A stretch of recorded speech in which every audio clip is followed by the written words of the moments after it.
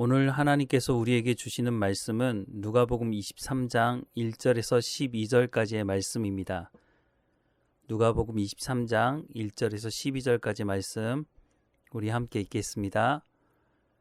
무리가 다 일어나 예수를 빌라도에게 끌고 가서 고발하여 이르되 우리가 이 사람을 보매 우리 백성을 미혹하고 가이사에게 세금 바치는 것을 금하며 자칭 왕 그리스도라 하더이다 하니 빌라도가 예수께 물어 이르되 내가 유대인의 왕이냐?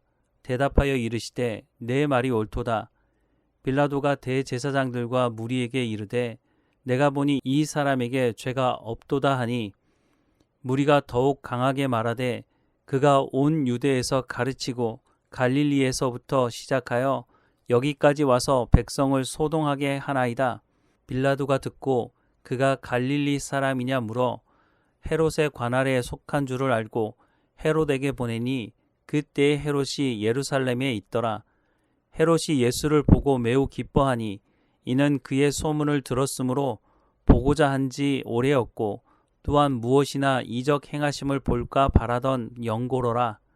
여러 말로 물으나 아무 말도 대답하지 아니하시니 대제사장들과 서기관들이 서서 힘써 고발하더라.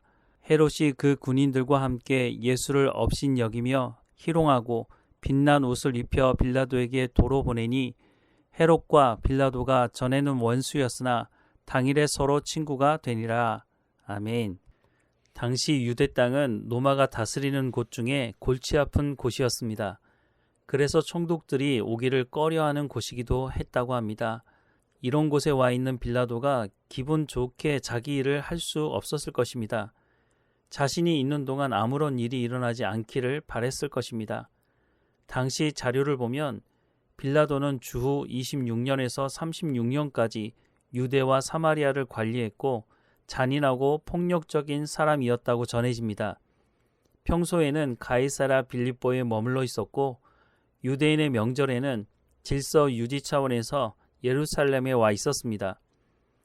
밤새 예수님을 신문하고 공회까지 소집해서 예수님을 신문했던 당시 종교 지도자들은 예수님을 빨리 처리하고 싶었습니다.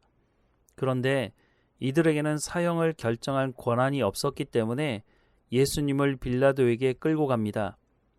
오늘 본문 1절과 2절 말씀에 보면 무리가 다 일어나 예수를 빌라도에게 끌고 가서 고발하여 이르되 우리가 이 사람을 보매 우리 백성을 미혹하고 가이사에게 세금 바치는 것을 금하며 자칭 왕 그리스도라 하더이다 라고 말하고 있습니다.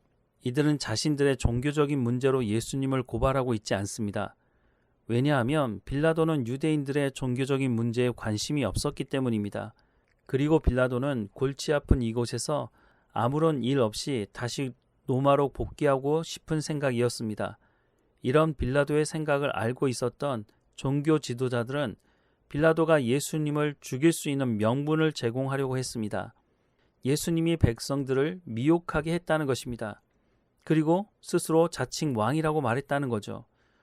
5절 말씀해 보면 무리가 더욱 강하게 말하되 그가 온 유대에서 가르치고 갈릴리에서부터 시작하여 여기까지 와서 백성을 소동하게 하나이다 라고 말하고 있습니다. 예수님을 죽이지 않으면 곧 폭동이 일어날 수 있다는 의도로 빌라도를 설득하려고 하는 것이었습니다. 빌라도는 예수님께서 어떤 말씀을 전하셨는지 정확하게 알지 못하고 있기 때문에 당시 종교 지도자들의 말에 귀를 기울일 수밖에 없는 상황이었습니다. 그렇지만 빌라도도 정치판에서 잔뼈가 굳은 사람이었을 텐데 종교 지도자들이 자신들의 시기심으로 예수님을 자신에게 끌고 왔다는 정도는 알고 있었을 것입니다. 그래서 빌라도가 예수님께 묻습니다. 3절 말씀에 보면 빌라도가 예수께 물어 이르되 내가 유대인의 왕이냐? 대답하여 이르시되 내 말이 옳도다 라고 말씀하고 있습니다. 종교 지도자들은 예수님이 사람들을 선동해서 폭동을 일으킬 것처럼 말을 하고 있는데 그래서 빌라도는 예수님께 네가 유대인의 왕이냐고 묻는 것입니다. 그러면 보통 이런 자리에서 무엇이라고 말을 하겠습니까? 말 한마디 잘못하면 그 자리에서 죽을 수도 있는데 예수님이 정말 사람들을 선동해서 폭동을 일으키려고 했다면 내 말이 옳도다라고 말씀하셨을까요? 일단 살고 봐야 하겠다는 마음 때문에 자신이 왕이라고 말하지 않았을 것입니다. 그런데 예수님은 자신이 왕이라고 말하고 있는 겁니다. 이런 모습을 보면서 빌라도는 예수님이 폭동을 일으킬 그런 분이 아니라는 것을 분명하게 알아차린 것 같습니다. 4절 말씀에 보면 빌라도가 대제사장들과 무리에게 이르되 내가 보니 이 사람에게 죄가 없도다 라고 말을 하고 있습니다. 그럼에도 불구하고 종교 지도자들은 뜻을 굽히지 않고 예수님께 죄가 있다고 사형을 요구하는 것입니다. 그러자 빌라도는 이 사람이 갈릴리 사람이 아니냐라고 묻고 헤롯이 지금 예루살렘에 와 있으니 헤롯에게로 데리고 가라고 말하는 것입니다. 그래서 예수님을 다시 헤롯에게로 데려갑니다. 헤롯은 이미 예수님의 소문을 듣고 무엇인가 특별한 경험을 하지 않을까 싶은 마음으로 이런저런 말을 하지만 예수님은 아무런 응답을 하지 않으셨습니다. 이렇게 기득권을 가진 사람들의 공통점이 무엇인지 보이십니까? 저마다 자신들의 이익에만 눈이 멀어 있다는 것입니다. 누구도 짐을 지기 싫어합니다. 자신에게 떨어질 이익만을 바라보고 있는 것입니다. 종교 지도자들은 예수님이 살아계시면 자신들에게 금전적, 정치적인 피해가 예상되기 때문에 어떻게 해서든지 예수님을 죽이려고 하고 빌라도도 헤롯도 자신들에게 어떤 이익이 있는지 없는지를 가장 먼저 살피고 있다는 것을 볼 수가 있습니다. 이런 모습은 예수님 시대에만 있는 모습은 아닙니다. 오늘 우리가 살아가는 이 시대에도 있는 것이고 앞으로도 변하지 않을 것입니다. 왜냐하면 인간은 탐욕적이고 죄인이기 때문인 것입니다. 오늘 한국교회의 모습은 어떻습니까? 어떤 분이 이런 말을 하는 것을 들었습니다. 오늘 예수님께서 초라한 모습으로 대형 교회에 방문하신다면 아마 입구에서 안내하는 사람들이 들어가지도 못하게 할 것이라는 그런 말을 합니다. 저 개인적으로도 타락한 종교 지도자들이 예수님 시대만큼이나 자신들의 기득권을 지키기 위해 무슨 짓이라도 한다는 것을 한 교회를 오랫동안 목회하고 은퇴한 목사를 통해서 직간접적으로 경험한 적이 있습니다. 부목사로 있으면서 담임 목사가 시키는 일을 참 착실하게 했다고 생각이 듭니다. 심지어는 다른 부목사가 박사학위를 받는다는 이유 때문에 그 사람이 해야 되는 일까지 제가 감당하기도 했습니다. 그런데 은퇴하고 나서도 자신의 이익을 위해 자신의 탐욕을 멈추지 않는 것 때문에 제게도 불이익을 안겨주는 것을 보면서 처음에는 분노하는 마음이 들었습니다. 아니, 은퇴를 하고 나서도 이렇게까지 탐욕을 부리나? 이렇게까지 해야 하나? 그런 마음이 들기도 했습니다. 힘이 없으면 이렇게 당하는 것인가? 그런 고민도 들었습니다. 예수님께서 바리새인들을 향해서 회칠한 무덤이라고 말씀하시는데 그것이 얼마나 구역질 나는 것인지를 이런 사람을 통해 경험하게 되었습니다. 그런데 시간이 지나면서 정말 하나님으로부터 저주를 받은 사람이 누구인지 알게 되었습니다. 고통을 당하는 사람들은 하나님 앞에 엎드리게 됩니다. 하나님의 은혜를 간구하게 되죠.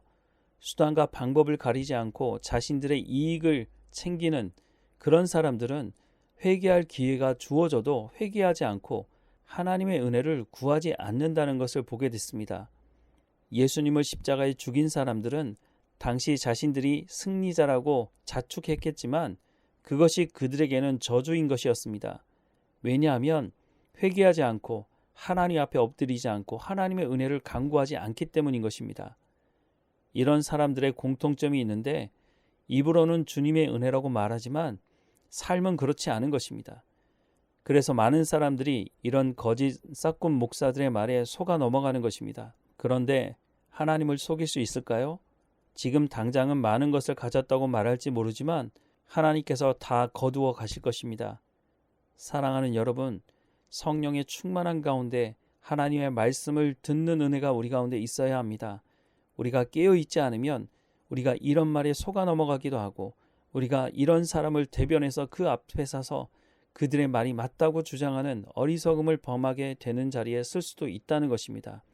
오늘 우리의 가운데 말씀하시는 이 말씀을 듣고 우리가 예수 그리스도를 마음에 새기고 하나님의 말씀에 귀를 기울이고 우리가 죄 가운데 있다면 그 죄에 대해 회개하라고 말씀하신다면 우리가 그 말씀을 듣고 회개하며 하나님과 더 친밀한 관계로 나가야 할 것입니다. 때로는 손해볼 수도 있습니다. 때로는 불이익을 당할 수도 있겠죠. 그런데 그때 깨어 있다면 우리가 그들의 유혹에, 그들의 잘못된 행동에 함께 동참하지 않을 수 있게 될 것입니다. 예수 그리스도께서 하나님의 말씀에 순종하며 그 길을 가셨던 것처럼 오늘 우리도 주님 말씀을 따라서 주님과 동행하는 삶이 되기를 간절히 축원합니다. 기도하겠습니다.